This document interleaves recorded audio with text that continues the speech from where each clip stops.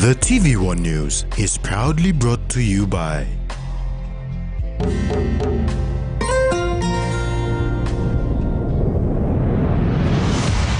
BSP, our bank, our people.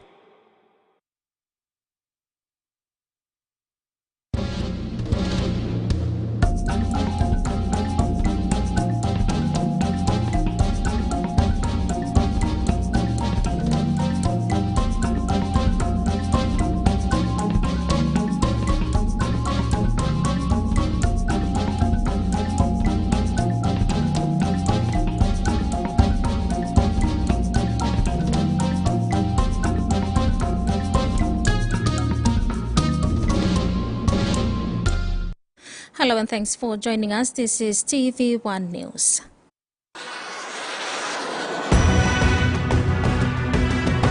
In this edition, Prime Minister Marape attends Abe's funeral. Government must improve rule of law and DG shall remain committed to CAP. Prime Minister James Marape joined world leaders in bidding farewell to Japan's former Prime Minister Shinzo Abe in a state funeral in Tokyo on Tuesday. Marape joined about 4,000 mourners, including Australian Prime Minister, to pay respects at the funeral. Abe was gunned down on July 8th while delivering a campaign speech in the western city of Nara. Accompanying Prime Minister James Marape were International Trade and Investment Minister Richard Marrow, East CP Governor Alan Bird, and PNG Ambassador to Japan Sam Abal. Japan's close relationship with Papua New Guinea was epitomized on a giant screen with video footage of Abe and Grand Chief Sir Michael Somare during a visit to East Sepik. Marape said Papua New Guinea benefited so much from Japan during Abe's term in office, including the PNG electrification partnership that was signed at the APEC summit in Port Moresby in 2018 and many other projects such as the Nazap Airport development in Morobe. He said Abe set the foundation for stronger PNG-Japan relations, and even after he vacated office in 2020, PNG continued to benefit from Japan during COVID-19 and a 1 billion kina concessional loan in 2021. The late former Prime Minister visited Papua New Guinea twice in 2014 and for APEC in 2018, and relationships between the two countries reached a high. Marape added that Japan was the first buyer of LNG from Japan in 2014 under the leadership of Abe, and himself representing his people from Taripori as the Minister for Finance, present for that momentous occasion. The Prime Minister also stated that the late Abe strengthened the Pacific Islands leadership meeting process, brought PNG into the G7, and strengthened our role in APEC. Minister for Foreign Affairs Justin Kuchenko met with the U.S. Deputy Secretary of State Wendy Sherman in New York today in advance of the White House Pacific Island Countries Summit. The Deputy Secretary congratulated Minister Kuchenko on PNG's formation of a new government after its recent elections and discussed shared goals of strengthening the bilateral security relationship to ensure peace and security in the Indo-Pacific. The Deputy Secretary also highlighted U.S. commitment to work alongside Papua New Guinea to implement the U.S. strategy to prevent conflict and promote stability. Papua New Guinea's rule of law must be improved to boost investment and economic activities for our people. The National Research Institute Spotlight Volume 15, issued 12, titled Government Must Improve Rule of Law and Political Stability to Boost Investment, Employment Opportunities and Revenue, indicates that the country has a weak performance in the rule of law and political stability, which has restricted the country from achieving its full potential. In a recent paper released by PNG's think tank on PNG's public policy and development-related issues, author Associate Professor Eugene Ezibilo expressed that Papua New Guinea continued to have a weak rule of law, which has restricted the country from achieving its full potential. In the paper titled Government Must Improve Rule of Law and Political Stability to Boost Investment, Employment Opportunities and Revenue, Professor Ezibilo provided a snapshot of how the rule of law and political stability can be improved in the country. The professor said Papua New Guinea's rule of law must be improved to boost investment and economic activities for our people. The paper highlighted that the rule of law in PNG can be improved by improving and strengthening the independence of the judicial branch of government, and law enforcement authorities should conduct their duties without fear or favor. Capacity of government and political institutions should be improved by providing adequate funding, attracting high-qualified personnel, and improve capacity of law and enforcement agencies such as the Royal Papua New Guinea Constabulary by providing them with adequate funding. The paper further highlighted political stability can be improved by reducing the cost of doing business by addressing insecurity and providing infrastructure such as good road networks, water and electric power. Government to provide more opportunities for its citizens to access education, affordable health care and employment. And violence associated with elections should be addressed by developing a mechanism that discourages violence, penalizing any political party or candidate implicated in the violence. Political office holders such as ministers, provincial governors and open electorate members of parliament have been urged to consider implementing projects and policy inherited from predecessors to discourage instability. TVWAN News continues after the break. Stay with us.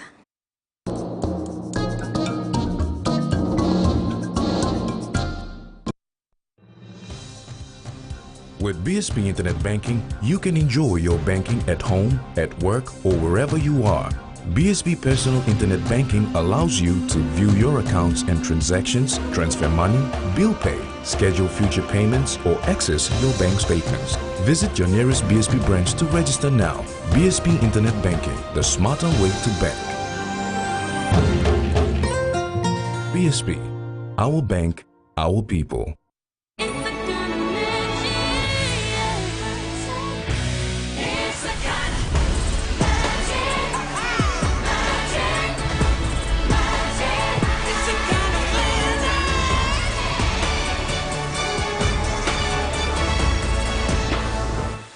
Kind of magic. Magic.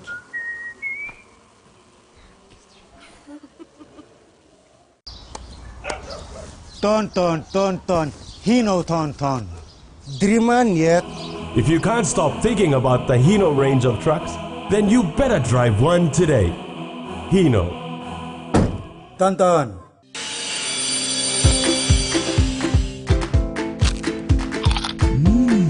Right across the nation, we eat snack crackers.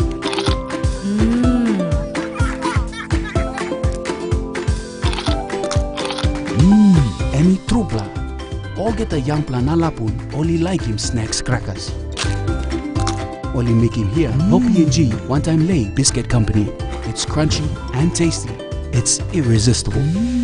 Yumi save osem COVID-19 senisim life belong Yumi. Senisim how Yumi save kampun one time. Yumi think more belong health belong Yumi lotete. Ino olsem before. That's all. Yumi save olsem senis na nubla pasin lo make him all something and help him Yumi come up healthy na strong more. Yumi olgeta mas wag bung one time. Long banisim Yumi yet long sick COVID-19 na strong im country belong Yumi. Long panim out mo long display COVID-19 suit go long house sick staff plus tulong you or ring him display number 1-800-200.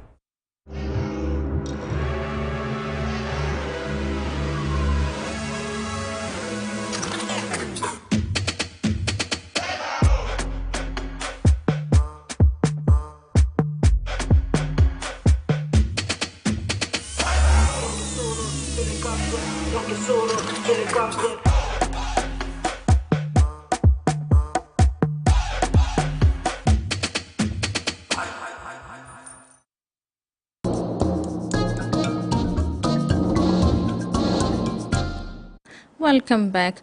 Public servants have been encouraged to participate in the National Public Service Human Resources Business Process Capacity Training. The Public Institute of Leadership and Governance, as a mandated public service training institute of the government, will conduct the trainings. This follows calls by the Minister for Public Service, Joe Sungi, to all public servants to enhance their capacity. Minister for Public Service Joe Sungi, during the recent Public Service Digital Human Resource Transformation Conference, highlighted the need for public servants to enhance their capacity on the policies and processes of the public service. He said this will prevent and minimize the number of public service staff disciplinary and litigation matters that caused the government a significant loss of time, money and productivity. All public servants that are appointed, recruited, must undergo a public service induction course, and they must graduate with a certificate of public service induction from PILAG. It doesn't matter whether you're a policeman, teacher, or you said, or whatever I go through law, you must be public servant. You must be indoctrinated into the public service. You must know what public service is. You cannot just go and get a position because you have already been a senior officer somewhere. No. Private sector, you know what? You must line in person system now. All code of ethics, general orders, now what work for public service you must have a person. In a joint circular by the heads of Department of Personnel Management, Public Services Commission and PILAG under the Public Service Ministry, to all heads of department, provincial administrators instructed that key HR personnel within the public service undergo the training. PILAG, as a mandated public service training institute of the government, will conduct the trainings. The 2022 National General Diagnostic Forum on Women's Participation began on Tuesday and will end tomorrow. The 3-day workshop aims to be inclusive of all women candidates that contested the 2022 general elections, selected political party executives and election experts to share experiences and observations. About 40 women that contested in the 2022 general elections are participating. A 3-day workshop of the 2022 National General Elections Diagnostic Forum on Women's Participation began on Tuesday and will end tomorrow, Thursday, the 29th of September. The workshop aims to be inclusive of all women candidates that contested the 2022 elections. Teams selected political party executives and election experts to share experiences and observations. It is in hope to provide a platform to assess the participation and representation of women in electoral processes, with the hope of identifying measures to increase and improve their participation in future elections. Reverend Roger Joseph, Chairperson for Integrity of Political Parties and Candidate Commission, as well as resident representative of UNDP Edward Verkick and Deputy Secretary for Community Development Jerry Ubase, were present to speak about the importance of women in Parliament and a time for change. Women must have your advisory committee So we must have collective views from everyone. So I believe that we must establish an advisory committee for women, and then we must have a parliamentary committee for women. About 40 women who contested in the 2022 general elections spoke about the issues that were faced during the elections, including corruption and bribery. Miriam Kia stood for Kainan to open in the Eastern Highlands of 2022 national general elections. She said that reforms need to happen and the government needs to hear the 50% of the population. Plenty good feedback. What's happened to those feedback? Government, you hearing this feedback or not? Half of your population are women. And if we are making noise that the government needs to look in this area, it must look in this area. I say this is a structural problem. We need to look at the whole system of government. Dogi Mai Morris, General Secretary and Public Officer for Pangu Party, has picked up much of the issues women candidates faced, as well as those from other political party executives. Part of this program because I also endorse 6 women candidates. It's good to have women leaders to come and congregate like this, raise their concerns, not only theirs as candidates, but as leaders. Jasmine Nero, TVWAN News. The CBs from the U.S. Army have built a double classroom worth 400,000 kina at Buluma Primary School in Hoskins, LLG, West New Britain Province in a record time of 21 days. The building was officially opened by U.S. Embassy Charge DFAs and West New Britain Governor today. The United States Army Team Seabees have delivered a double classroom they constructed in a record time of 21 days for Buluma Primary School in West New Britain.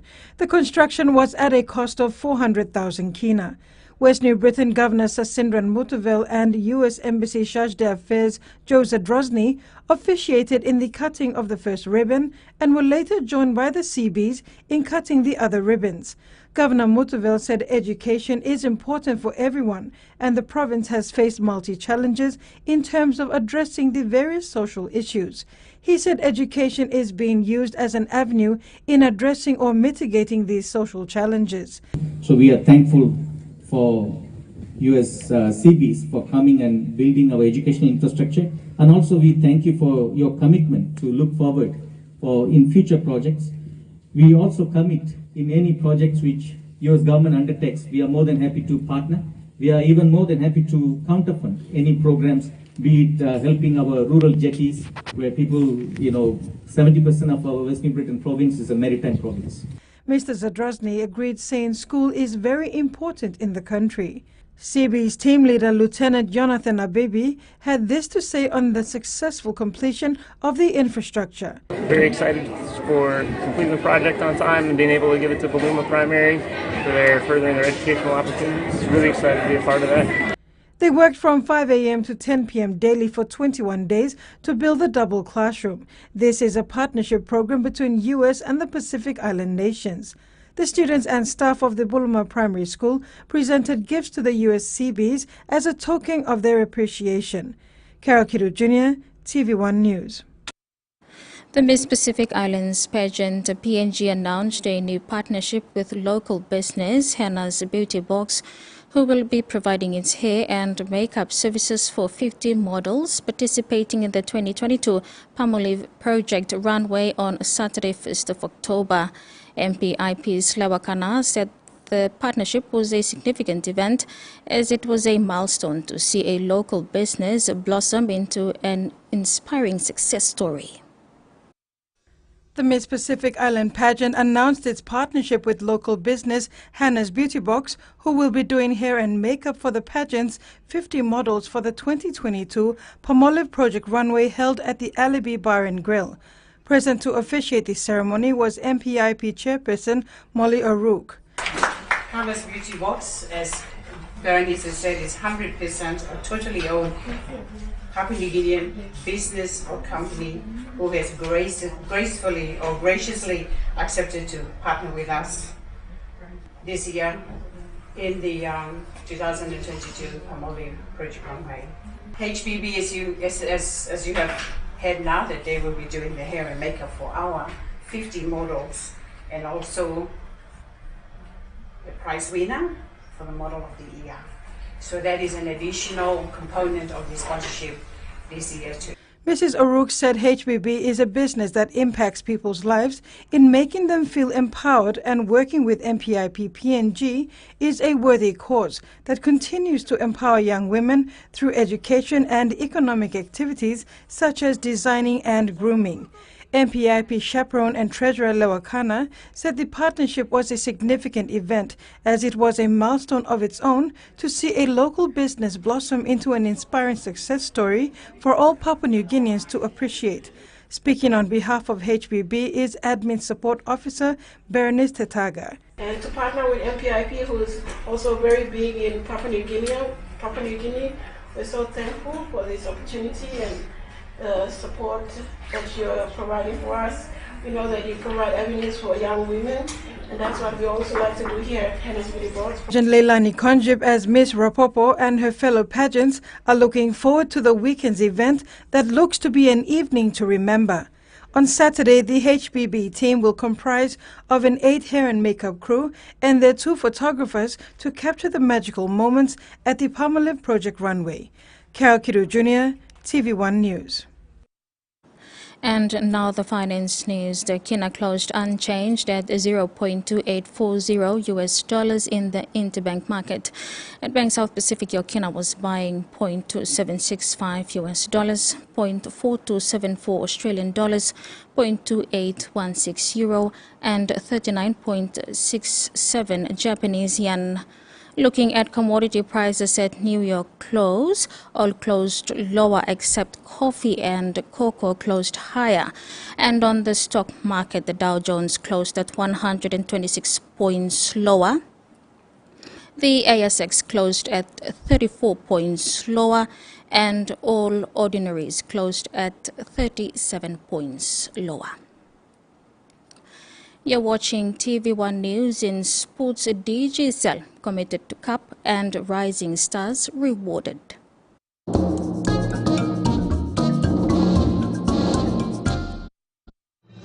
Experience a convenient and smarter way to do your banking with BSB Mobile Banking. You don't have to leave the office or your home to pay for bills. You can view your account balance, transfer funds, top up phone credits, or purchase Easy Pay units wherever you are. Visit your BSB branch today to register now for BSB Mobile Banking. BSB Mobile Banking, the smarter way to bank. BSB, our bank, our people. When you're spending time with family, when you've got a big day ahead, when you have given it all you've got, when you're putting on a feast, that's when you want the best. That's when you want flame rice. New flame rice. Win him, Olgeta. Ton, Hino ton. Dreaman yet. If you can't stop thinking about the Hino range of trucks, then you better drive one today. Hino. Ton. From the rich soils of the highlands, the finest coffee has been grown by generations of Papua New Guineans. Expertly blended and roasted with over 80 years of experience, making the finest cup of Nescafe New Guinea blend. PNG's own coffee. Yumi sabe osem COVID-19 senisim life belong yumi. Em senisim how yumi sabe kampun one time. Yumi think more belong health belong yumi lo tete ino olsem before. That's all. Yumi sabe olsem senis na nubla pasin lo make him all something and help him yumi come up healthy na strong more. Yumi olgeta mas wagbung one time long banisim yumi yet long sick COVID-19 na strong im country belong yumi. Long panim out mo long display COVID-19 suit go long how sick staff plus to long you or ring him display number 1-800-200.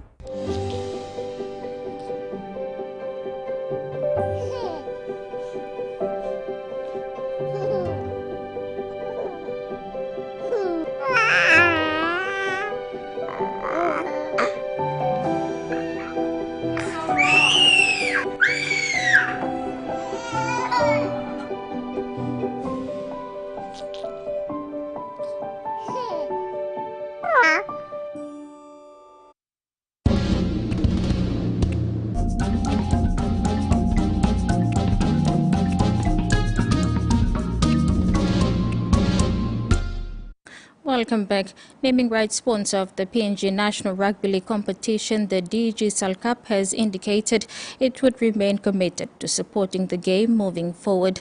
DGCL has become synonymous with the country's semi-professional competition since 2011, and this year marks its 12th-year sponsorship. The successful end to the 2022 DGCL Cup Grand Final marks another milestone achievement for DGCL since jumping on board as naming rights sponsor of the country's premier National Rugby League competition in 2011. Despite numerous setbacks, the most obvious one being effects of the COVID-19 pandemic, the DGCL Cup has remained strong and resilient till today under current and past game administrators. The main driver behind the current sponsorship deal is DGCL's Senior Vice President Marketing, Lorna McPherson. At this year's DGCL Cup Awards night, McPherson spoke passionately about the DGCL Cup, the Hunters, the Orchids, and the Kumuls under the current sponsorship deal over the past 12 years. She also thanked other partners for their support. But what I wanted to say by that was the fact that this is the type of commitment that DGCL has to our national sport, Rugby League. And we look forward to continue to partner with the PNG RFL and the DGCL Cup Board and management to promote the code and to also promote Papua New Guinea. DGCL CEO Colin Stone, who also spoke at the awards night, congratulated all the teams and players for a remarkable season, regardless whether they got awards or not. CEO Stone said DGCL under Telstra would like to see the partnership continue with PNG RFL and PNG NRLC in the next 12 years. So 12 years. As I said, we look forward to the next 12 years, and as Lorna mentioned, I think she stole a bit of my speech, but I won't blame her for that. Our partnership with Telstra is something that we're extremely proud of, Telstra being the naming rights sponsor for the NRL in Australia. And as Lorna mentioned, we're working on some things and we're hoping to sort of work with the PNGRL and other parties within the country to see what we can do to facilitate PNG's growth of the game through that Telstra involvement with the NRL in Australia. Terry Longwood, TV1 Sports. And that ends the news tonight. Remember to apply the following simple measures to prevent transmission of the coronavirus. Regularly wash your hands with soap and water, cough or sneeze into your elbow, and exercise social distancing. If you are feeling sick, please stay at home. You can also call the COVID-19 hotline number for more information or assistance. Pleasant viewing. Bye for now.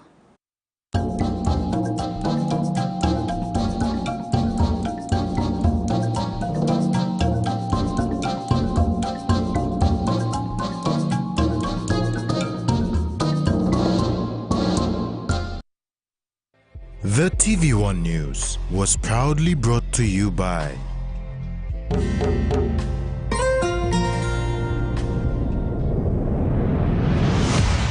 BSP, our bank, our people.